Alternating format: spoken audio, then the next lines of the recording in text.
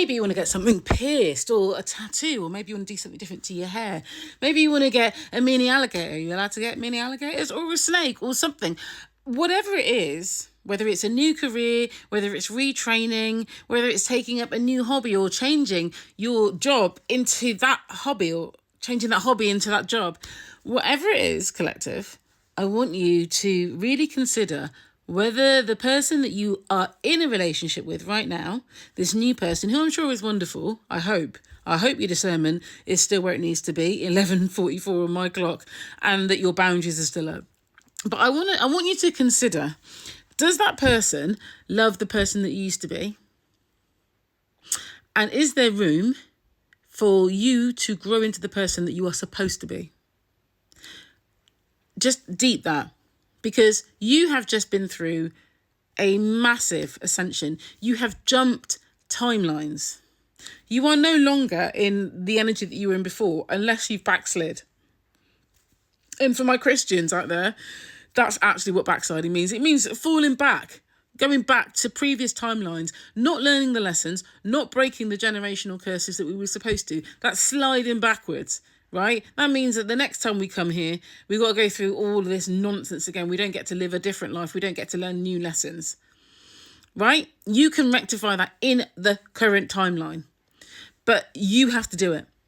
So if maybe you've hooked up with somebody who's been in the background, maybe you knew them before, you were in the previous catastrophic relationship. Maybe you met them whilst you were in that relationship. Maybe they've been a good friend and you've realised actually there's something more there.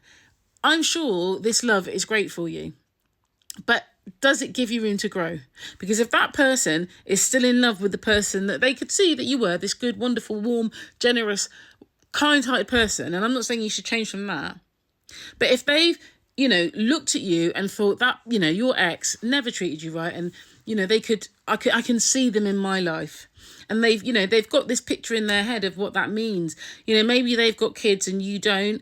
Maybe you've got kids and they don't.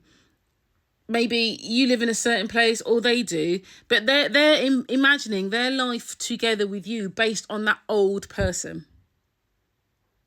Is there space for you to grow into the person that you are supposed to be? Because trust and believe, that last experience we went through was not just about learning about boundaries. It was about learning about being ourselves, about being the best version of ourselves that we can be. And that takes some time. You've spent how many decades learning how to be the best daughter, the best student, the best employee, the best team player, the best team leader, the best student, the best neighbour, the best wife, the best mother. And honestly, because all of these ratings are based on other people's opinions, agendas, trauma, experience, you're never going to be the best of any of those for anyone.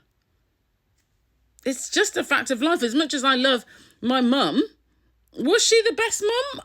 She was the best mum she could be. But was she the best mum?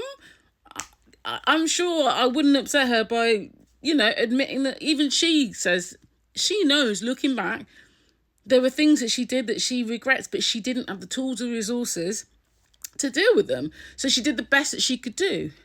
Now, I'm on a journey and I'm trying to bring her with me as well to say, I'm sick of that.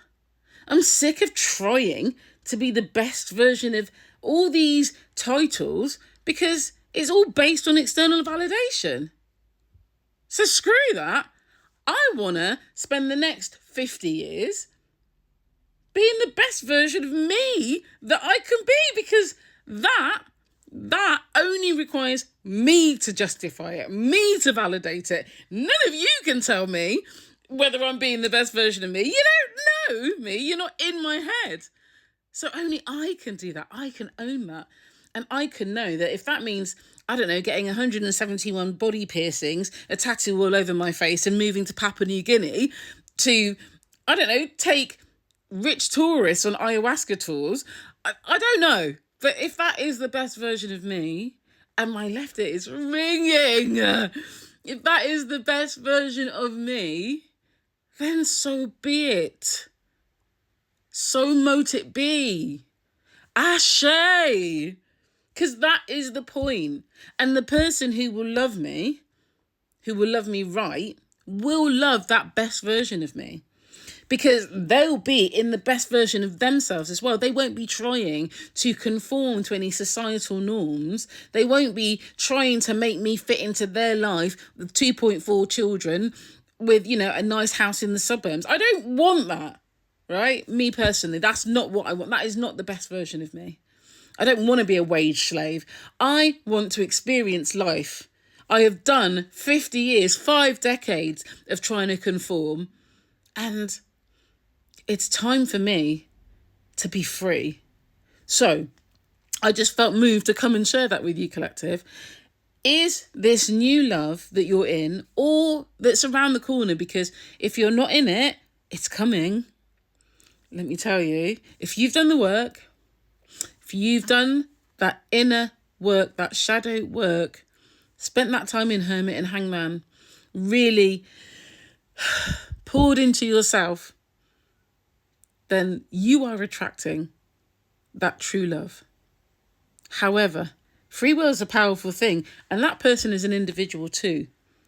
So make sure that they understand that yes, many, if not most of the attributes that they love about you, especially if they knew you before, those remain.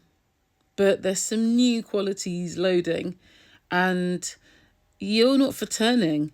You want to be the best version of you that you can be, so that you can love them as much as they deserve, because you will really, truly love yourself. So yeah, is there room for you to be that version that you're supposed to be?